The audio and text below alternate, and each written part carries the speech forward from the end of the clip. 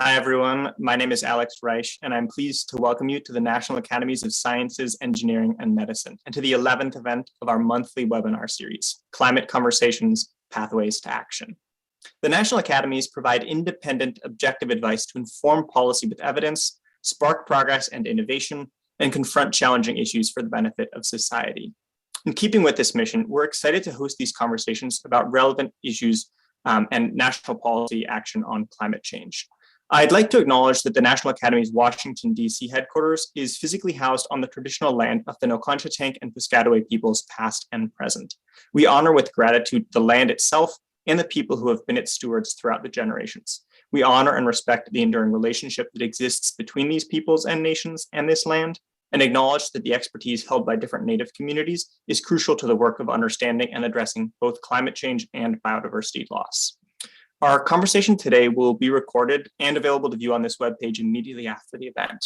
If you'd like to ask any questions, please submit them in the box below the video at any time, and we'll incorporate them in a dedicated question and answer period in the final 20 minutes of the event. We also invite you to participate in the polls that will appear in that same location and to give your feedback after the event in the survey linked above the video.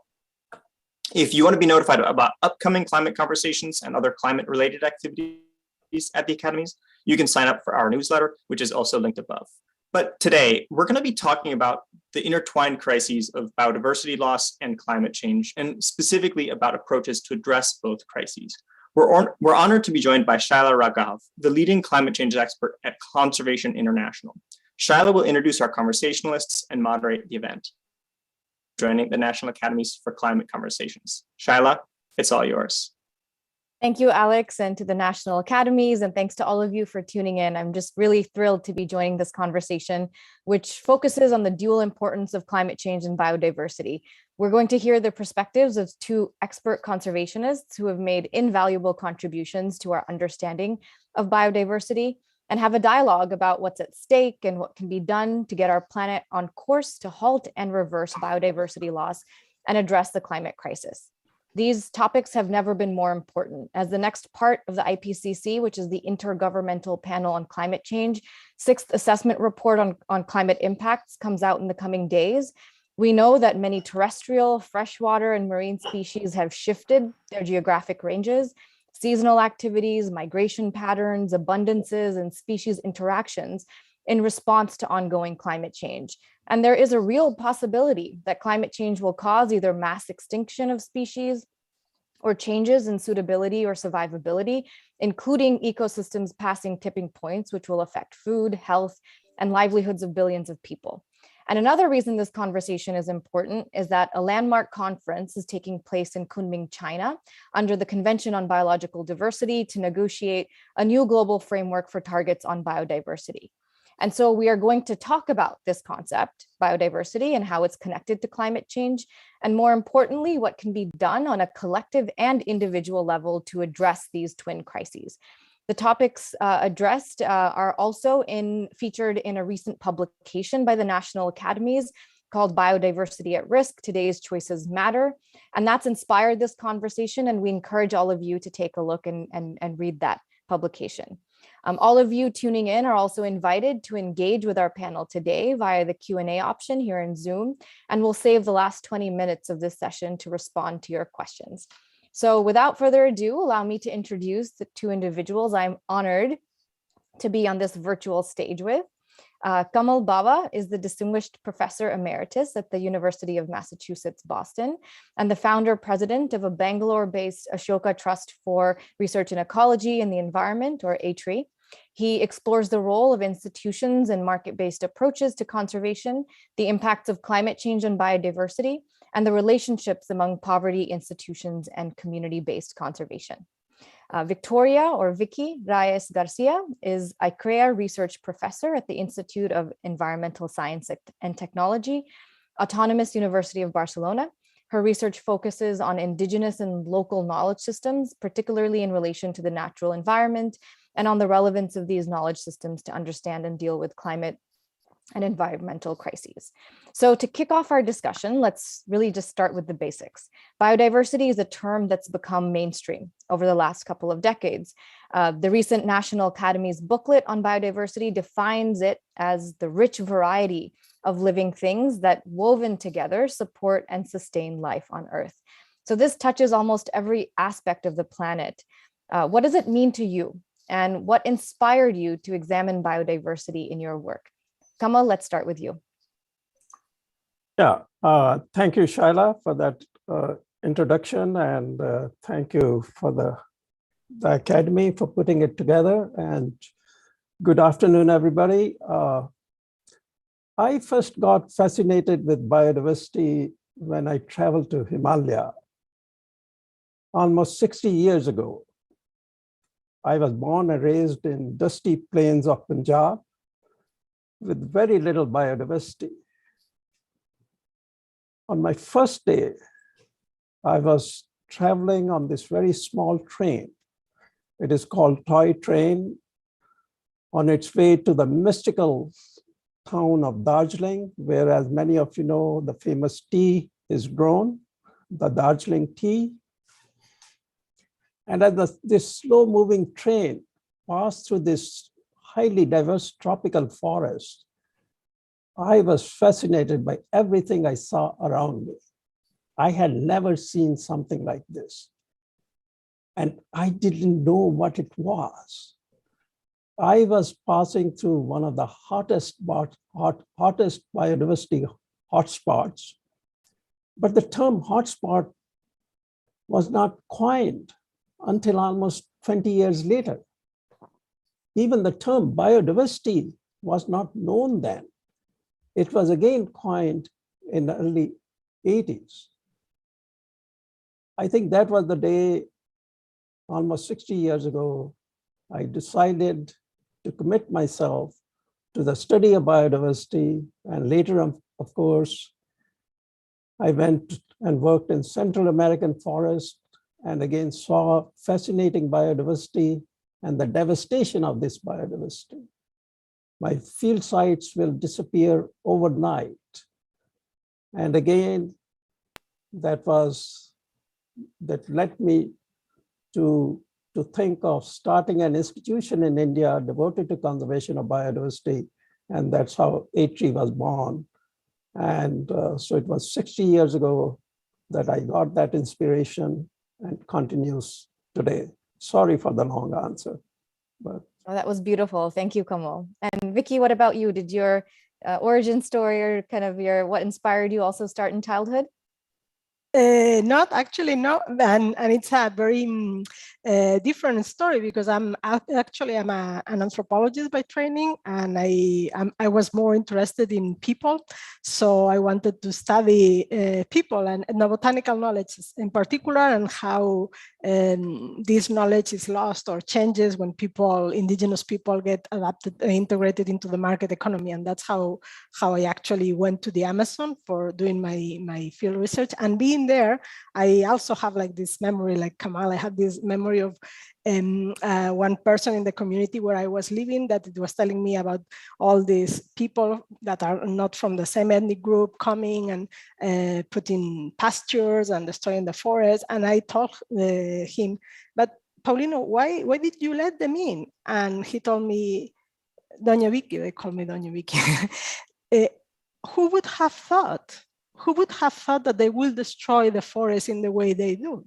They came here, they told us, can we stay here, have some land, we are poor people, and we let them to stay, but we never actually thought that they will actually destroy nature, because this is what for them that was home, no? And then I got just interested in looking more deeply at how this relationship between indigenous people, local cultures, and nature, and what was so special for the people. I mean, that's what the point. I came from the people angle, and then I got so interested in actually the nature from them. Yeah, and I guess we're also part of biodiversity too, right? Sometimes we forget that we're part of this planet and part of that intricate web of species. So now let's turn to talking about the booklet. So Kamal, can you give us some of the key messages from the booklet? And you, of course, were part of the production and publication. Well, the booklet, essentially you summarized some of the key messages in this statement that we are a part of nature. Nature is embedded in us. Nature feeds us, protects us, sustains us, supports us, all our economic activities, and keeps us healthy.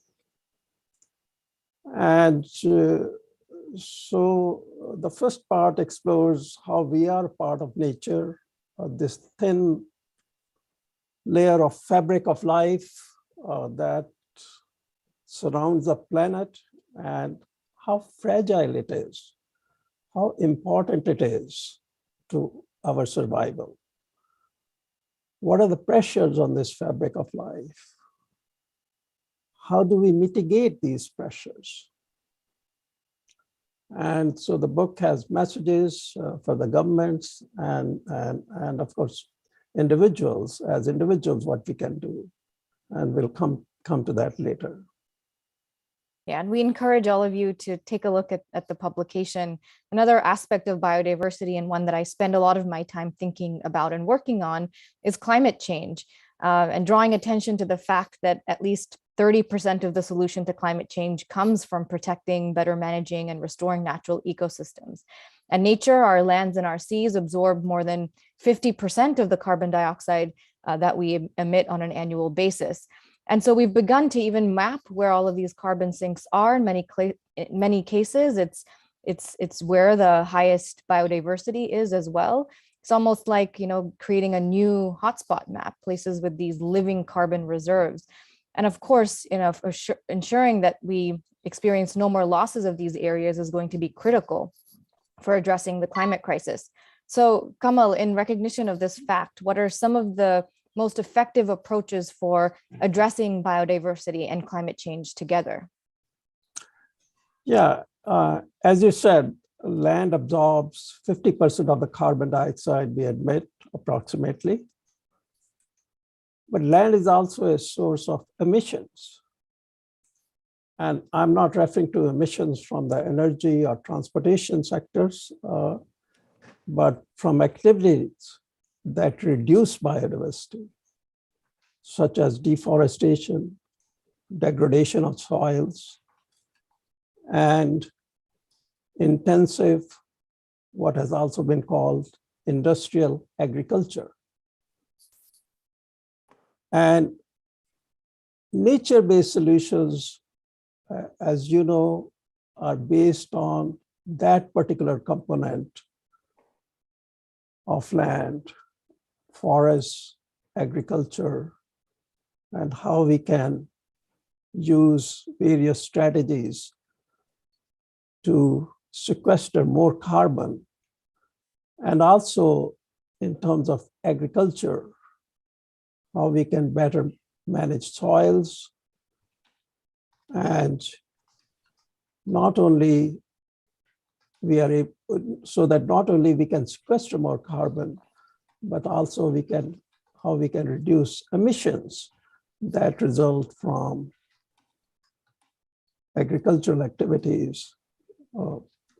So nature-based solutions, I think it's these solutions, that bring together climate change and biodiversity. And that has been one of the positive developments, I think, in recent years. Absolutely. The kind of articulation of what a nature-based solution is, and really being able to define it more clearly, is the first step in drawing more resources and action towards deploying those solutions. So Vicky, are these nature-based solutions all equal? Can you speak to some of the need to balance trade-offs with these approaches? How can you evaluate the protection of intact ecosystems versus restoring degraded ecosystems? Is any type of tree planting good?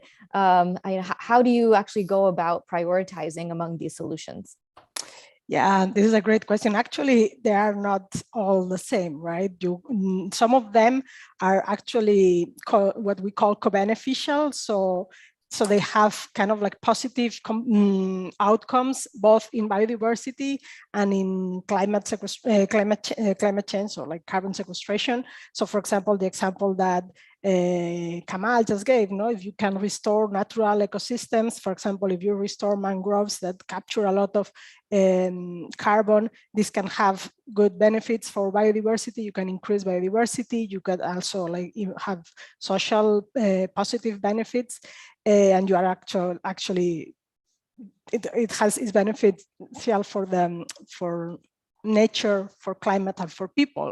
Other example will be, for example, indigenous people and community conserved areas. These are kind of like modified ecosystems, but that contain a lot of biodiversity and provide a lot of ecological services. And these are areas that are voluntarily maintained by indigenous people and local communities, right?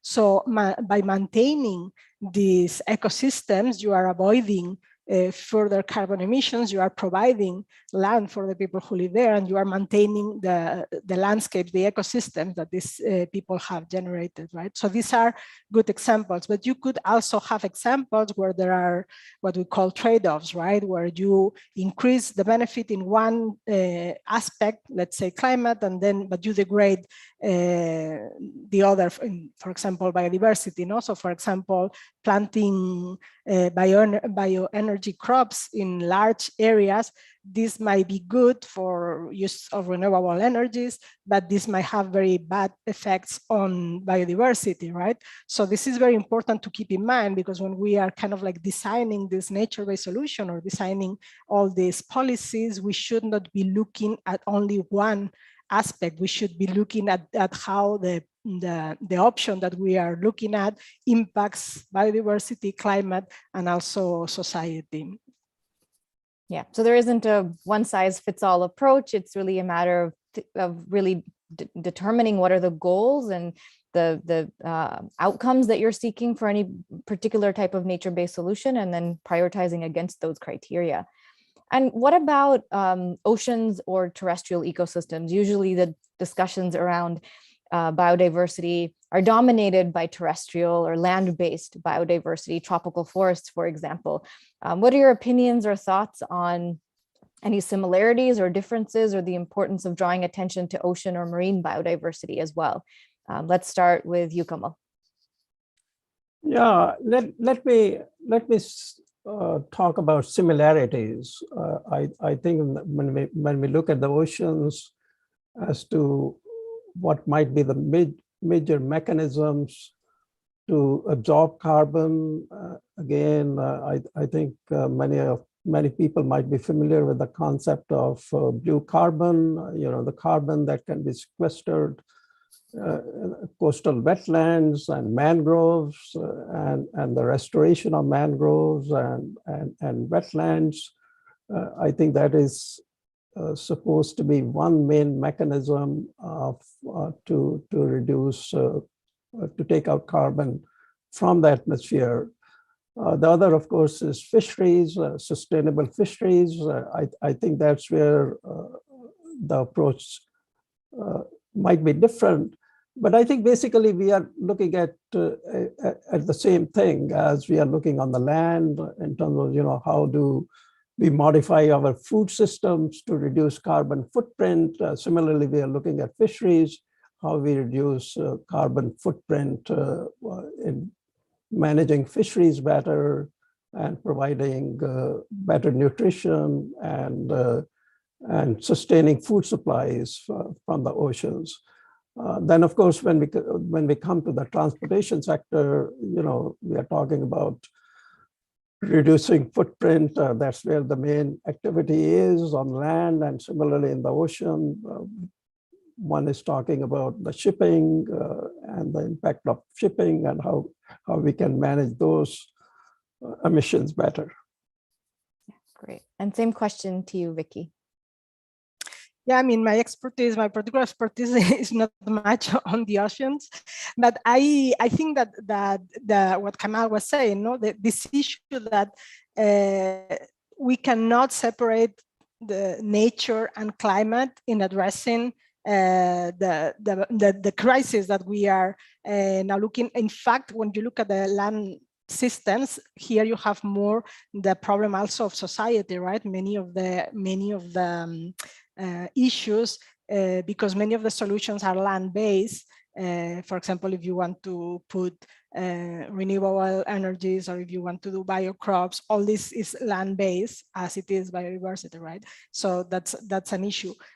Also for people who are also competing for land, right? In the oceans, the issue of the social issue might seem less important, although now with issues on fisheries and how the ocean is providing many of the other benefits, it's starting to increase, right? Yeah, great. So let's pivot now to talking about policy and planning and some of the kind of functional aspects of operationalizing some of the science and applying some of the science into kind of the real world context. And one of the issues that I've confronted a lot in my work is almost the separation of climate change and biodiversity, almost the siloing of issues. You've got climate people, and then you have nature people. And even within the nature space, you have oceans people and you have terrestrial people. And oftentimes those processes don't speak to one another, or they don't integrate in a way to really be able to find joint shared solutions to these crises or to these challenges. So let's talk a little bit about the state of play on addressing these crises together, and what pathways or opportunities we might have to realize co-benefits. Let's start by hearing about a recent UN report. Vicky, you were involved in this a joint UN report about climate change and biodiversity. Can you tell us a little bit about the findings and some of the take-home messages from that report? Yeah, so this was actually a report bringing together scientists that has worked in the IPCC and in the IPBES report. So there were also social scientists included. And the main conclusion that was reached, it was this idea that climate change exacerbates the risk of biodiversity and the natural and managed habitats, but at the same time, the natural and the managed ecosystems and the biodiversity that are in these ecosystems play a key role on the fluxes of greenhouse gases, no? And also in supporting climate change adaptation. So when we think about limiting global warming to make the planet, let's say, habitable for everybody, and when we think of protecting biodiversity, we should be thinking on these two goals together. We cannot be looking at one or the other. We need both. We need a planet with a climate that it's habitable, that we can stay, and with enough biodiversity, as Kamal was saying, this fabric of life to actually maintain us here. And we need to achieve that in a ways that are equitable and that provide benefits for all. It's not only some of us who are going to stay here. It has to be for all, right? So this was kind of like a main conclusion in terms of the biophysical looking at it. But there was another conclusion that I think it's important, and it's in relation to this conversation we were having now about nature-based solutions, because one of the main points that it's made in this report is that we can do a lot with nature, right? You say maybe 30%, but nature alone is not going to solve the climate crisis. And technologies can help, but technologies also alone cannot do the whole thing. So in this report, we also call for a kind of like in the report, in the IPBES language, it's called for a transformative change. No? So there is a need to change also policies, to change the way we relate to nature, the way we consume, the way we behave, because we cannot only put all this on the shoulders of nature and technology. So that was the other main kind of like conclusion of this report. Yeah, that's incredibly insightful. But so to take it into applying the recommendations and also recognizing the variability of circumstances among countries around the world, both in terms of where biodiversity is, but also the capacity and the institutions that are available, the amount of access to resources. Kamal, can you share with us anything, any perspectives on how the developing world, which is home to much of Earth's biodiversity, might differ in perspectives from those from industrialized nations in terms of how you actually go about an equitable, just, fair framework for protecting biodiversity? Yeah, I think Vicky covered a part of it, but let me take advantage of my age and give a little historical perspective of biodiversity, conservation efforts of biodiversity science. First of all, the science itself is not that old. We started in 1980s, and we were largely concerned about extinction of species and the decline of biodiversity, but we very quickly moved forward. We moved forward in terms of broadening our science, making it more interdisciplinary. And that is very critical from the perspective of developing countries, that we are dealing with the whole series of social and economic and political issues.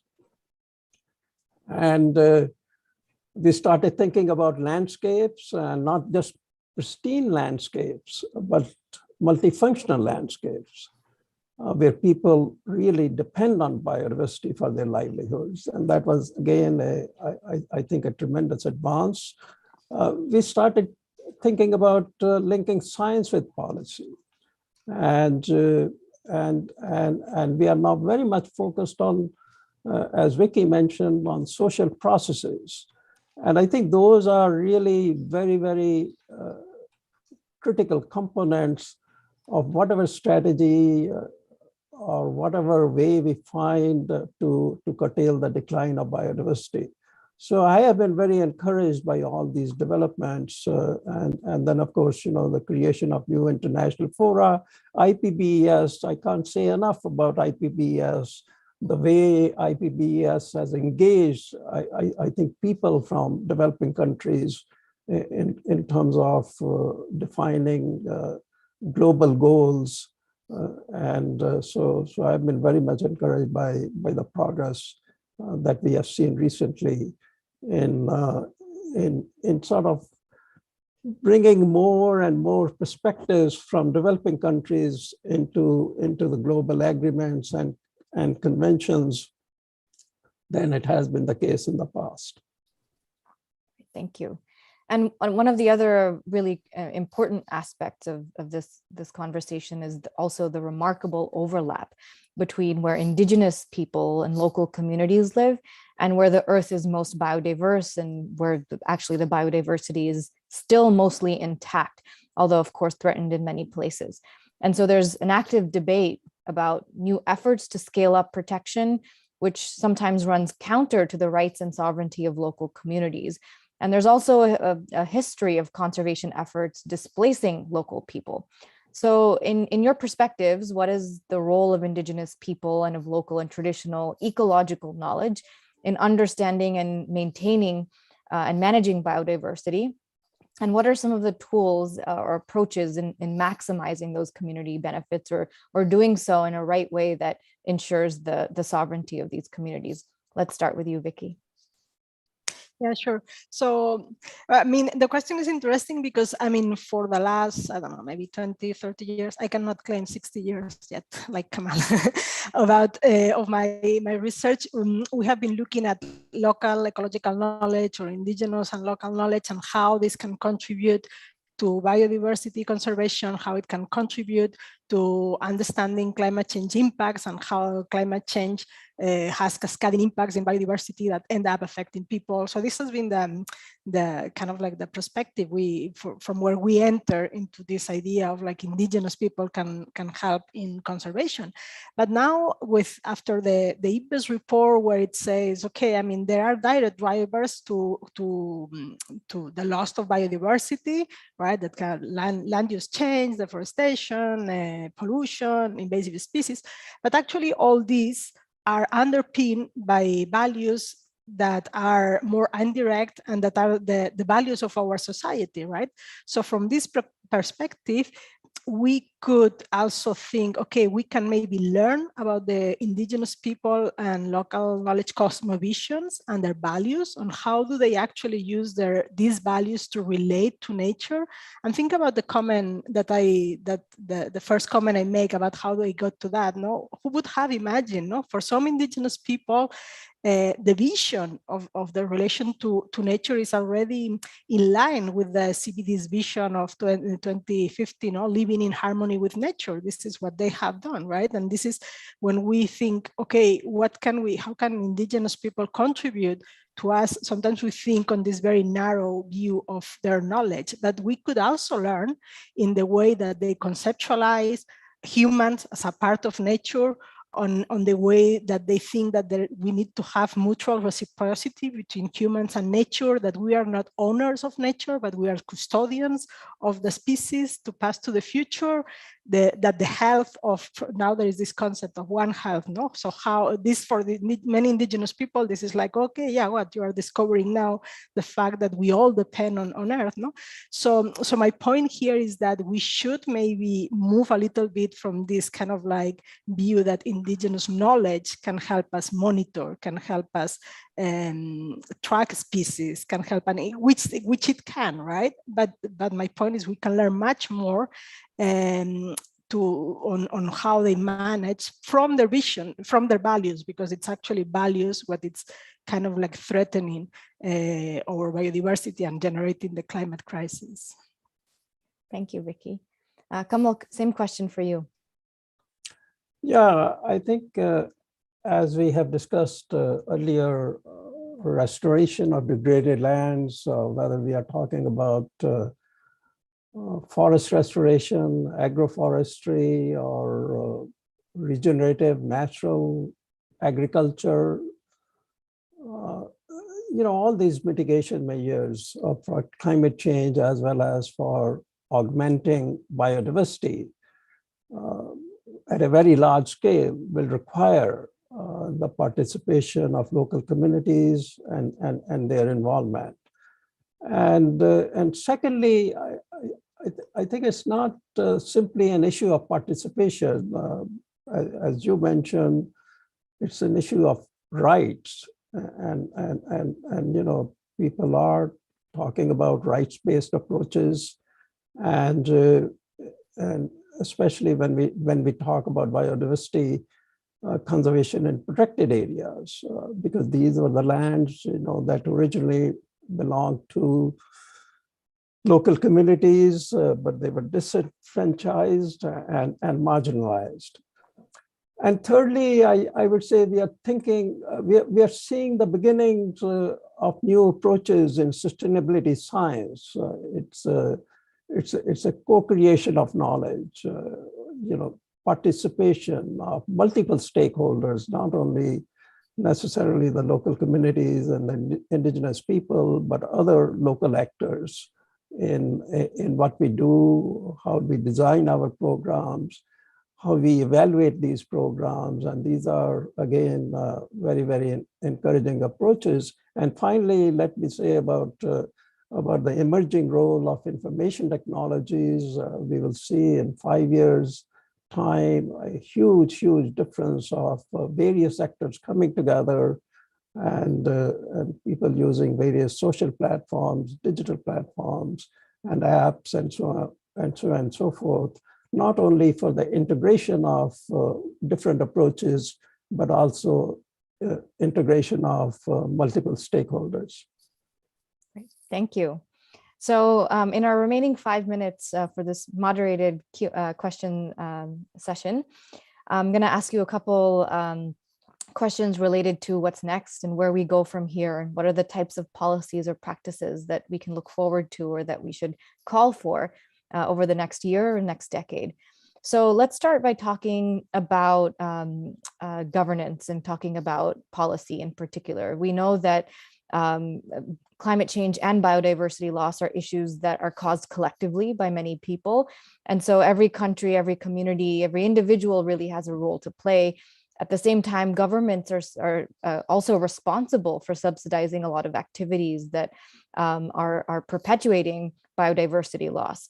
So can you mention a policy or two? What are the types of policies that are needed and at what scale to get us back on course to halt and reverse biodiversity loss? Could be at the international, tribal, state, local, national level, whatever you've seen to have proven to be successful or that you think could be successful. Let's start with you, Vicky. Yeah, sure. Well, first, let me start by saying that, I mean, while we acknowledge that climate change and biodiversity loss are global problems that we all need to act together, we should also acknowledge that the drivers of the problems and the direct impacts are not equally distributed, right? So unless we acknowledge the equity issues, both in driving the crisis and in who is affected by this crisis, any policies is going to be difficult to be implemented, right? Because some people feel more affected than others for historical reasons. So I think this is the first point that I wanted to make. And then in relationship to the policies that work or that could work, going back to the intervention or what I was saying before about how we kind of like conceptualize nature and how we actually look at our relation to nature, there has been some examples already in some countries like in Bolivia or in New Zealand, where ideas taken from indigenous kind of like knowledge or cosmovisions have been actually put into laws. No? So for example, in the Ecuadorian constitution and in the Bolivian constitution, the idea that Mother Earth has rights, right?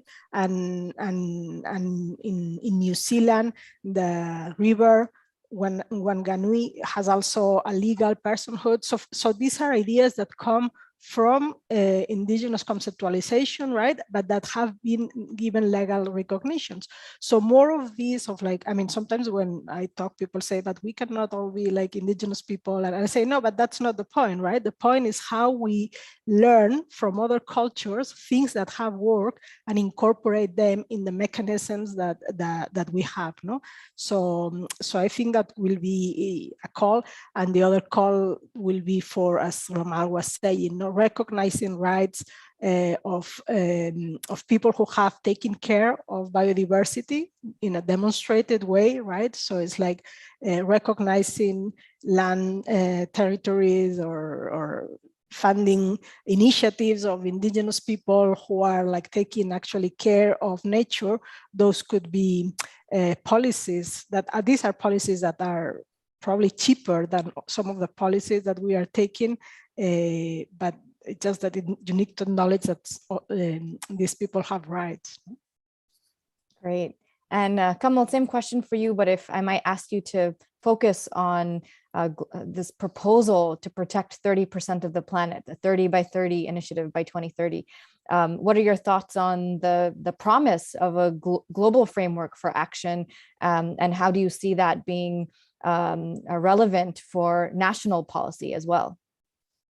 Yeah, I think, first of all, let me say that this is now, people are increasingly talking about 30 by 30, that is conserving 30% of the area, land and oceans by 2030. And the Biden administration has been very active with respect to these targets or policies concerning 30 by 30.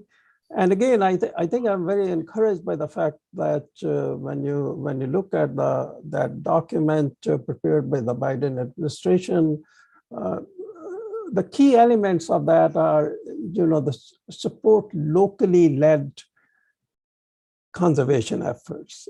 I just want to bring it in line with what we are discussing. There are many other elements too. So there's very encouraging, and it's not really surprising that the initiative has a lot of public support.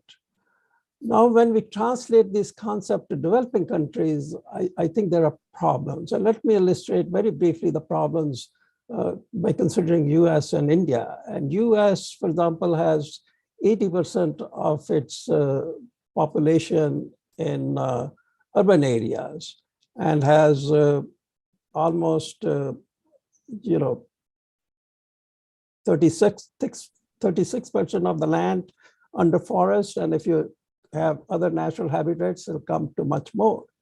India, on the other hand, has almost 65% of its population in the rural areas, and only 20% of the natural habitat, 20% of the area under forest that is degraded, that again has local communities and all that.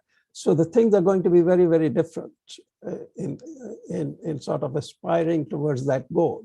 It's a noble goal, but I think we have to take into account the things we have discussed, the local participation, the issue of rights, and no question, you know, we want to achieve this goal, but there are differences, and we should be aware of these differences and try to find a convergence.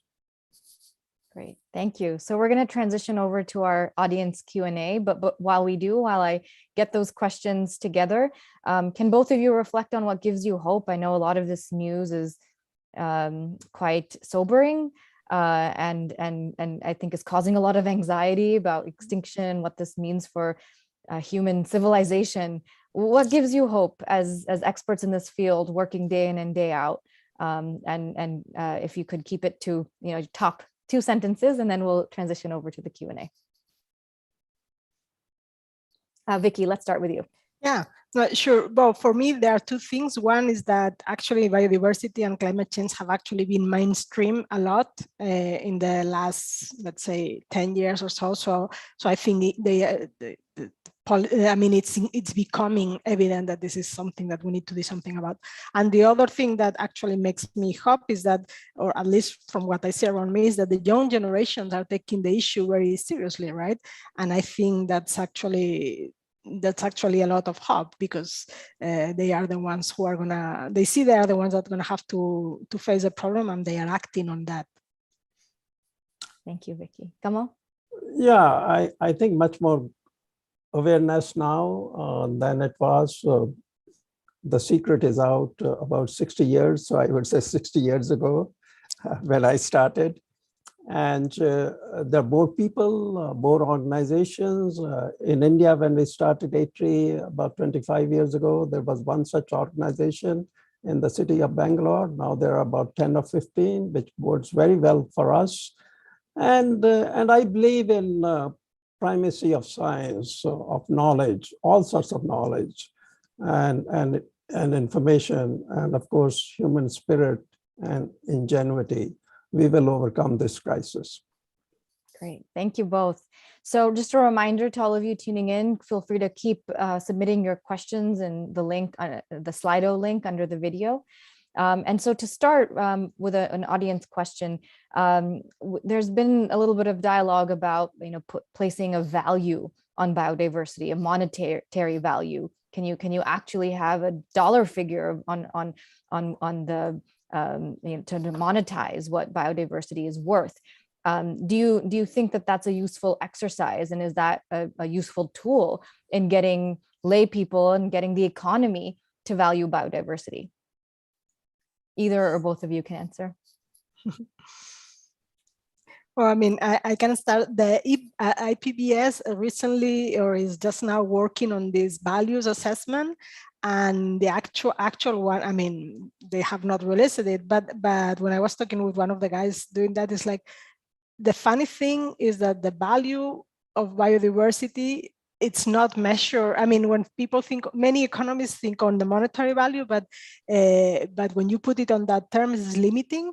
And you actually, there are so many things that nature provides that you cannot actually give a monetary value, that when you actually put that, it might be counterproductive. No? So I will say that, again, with this idea that we need to change our vision. When we talk about the value of nature, we should start thinking of like, okay, this is what sustains our lives. So, okay, maybe in certain contexts can be useful, but we need to start thinking differently if we really want to save nature. Yeah. I don't know if Kamal is in line with this idea. No, I absolutely, I agree with you. I think we have to keep in mind, if we want to bring multiple stakeholders together, we have to be aware of, we have to use all the arguments that we can use at our disposal.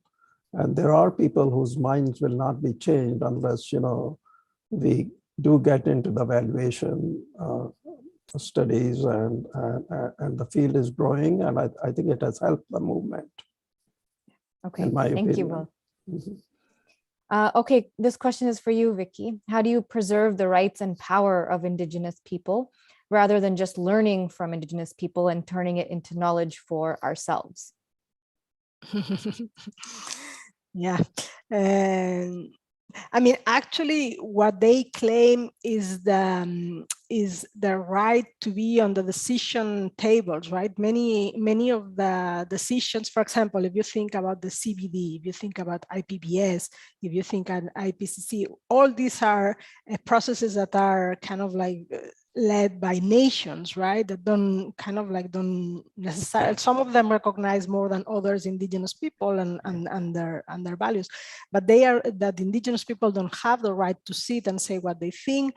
They are not the ones saying, okay, who say 30%? Did you ask?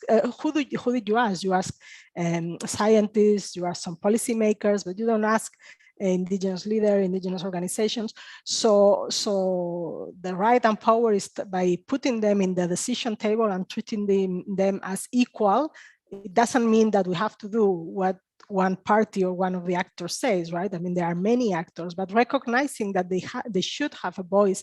And for example, when we say, okay, where are we going to put a protected area? How are we going to protect? Which programs are we going to implement? Who is deciding that? In often cases, I mean, the best is like we ask for free prime informed consent. We decide and we ask them, are you okay that we do that? No? So I think it comes from this right-based approach that Kamal was mentioning, and sitting everybody, all the actors in the negotiation table. Now, how you do that, this is like the theory. How you actually do that in practice, for that I don't have an answer. So another question is about how do we ensure, we talked a little bit about trade-offs, right? And in some cases, solar, wind, hydropower, the solutions that we're looking to address climate change mitigation may disturb or harm biodiversity. You even think about mining and all of the metals that are going to be needed for battery power, which might also be a threat to biodiversity. So how can we have a decision framework, or how can we balance between those dual objectives? Yeah, this is really a very critical issue, and very often I think when we engage in certain practices, we don't know the trade-offs that are involved. There are unintended consequences. And but I think we are paying more and more attention to that. For example, in one of the studies that was done in India in terms of the solar energy, where the solar farms could be established, they also happen to be in areas which are grasslands, and we know the importance of grasslands, not only in terms of the biodiversity, but also in terms of their carbon storage potential. So what is the trade-off there? And I think people are paying a lot more attention to that. And I think it's again, I think the information technologies are going to become more and more useful in that respect, trying to take into account, all these variable factors and do spatial mapping and take into account other factors that a human mind cannot. And we also talk a lot about, I think there's sometimes more emphasis on certain ecosystems than others. And you mentioned grasslands, and one of the audience members was asking about the fact that there are large grassland areas that have also been lost to agriculture and urbanization, but store a lot of carbon and are also important for biodiversity. So what opportunities do either of you see for championing the conservation of those, lesser focused on ecosystems? Yeah, I think it is certainly, it's becoming a very important issue for us in India. And also, I think there is very, very interesting work going on in terms of the importance of grasslands as storehouses of carbon in the US West. The farmers and ranchers are very much involved in that. And we talked about local participation. And so those are very, very encouraging signs.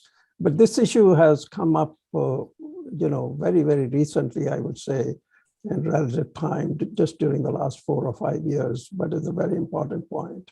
And all I can say is we are beginning to make some progress there. So, Isela, if I can say something about not on the grasslands, but on the issue of the trade-offs. So also something that we need to consider is that some of these trade-offs appear at different temporal scales. So some things, and I think Kamal was kind of like referring to that, some things might appear good for biodiversity and climate change right now, but the effects the negative effects come later. So and geographically the same. And the other thing I wanted to say on that is that at some point we need to accept that we live in a world with limits, right? So, I mean, if everyone wants to actually run, I don't know, in a private plane, to say something, there is not enough renewable energy that it's going to give us that, right? So when we think on renewables, when we think, I mean, all these are solutions that are there, but we also need to think that we should put some limits to our consumption of energy and materials, because there is just simply limits in our planet, right? So yeah, so important. Okay, so so now what can two actor types do? One being individuals, so consumers, or in whatever capacity individuals have, what can they do to help conserve biodiversity and address climate change? And what can the private sector do? Those that are producing the materials that individuals are purchasing, those that are shaping demand and desires. So what are the kind of maybe two ideas that you have for individuals and for the private sector, and what role they can play? So we can take start. I'll take the individuals. I recently read in a paper, it was great because it says that the average American has like 16 tons per year of carbon emissions, right? And the average European 7, right? So we need to reduce those to 2. So in this article, it says the only way to do that is if you kind of like have one fewer child of what you were planning, you are car free, you avoid any plane travel, and you use green energy, and you eat mostly a plant-based diet. No, all the other things that we do are pretty much not going to get us to the 2 tons, right? So this is this idea that there are non-radical options, right? We really need like a system change, a transformative change. And the other thing I will say, which that was not in that article, is this: we can reconnect to nature, right? So just start your garden, go for your walks to the forest, to the camp, because only when we are emotionally connected to nature and we actually value beyond the money or the benefit material that we can get, we will understand that there is something there. So it's a treasure there for us to save. So start your garden now. Thank you, Vicky. And Kamal, feel free to also answer the question about individuals. I think in view of time, I will say read the booklet. It is free and it can be very easily downloaded from the website of NAS. And that allows me also an opportunity to plug in the booklet again. I don't get any royalties for that, but we address this issue, what the individuals can do, what the governments can do, what the private sector has to do. I will make only one other comment. I think the private sector in the developing world has a lot more to do. And I think we are seeing really good beginnings in terms of the responsibility of private sector in the Western world. And we need to see more in the global South. Fantastic. Okay, well, as we come to the end of our session here, I have one final question for you both, and that is, what is one thing that you would like our audience to take away from today's conversation?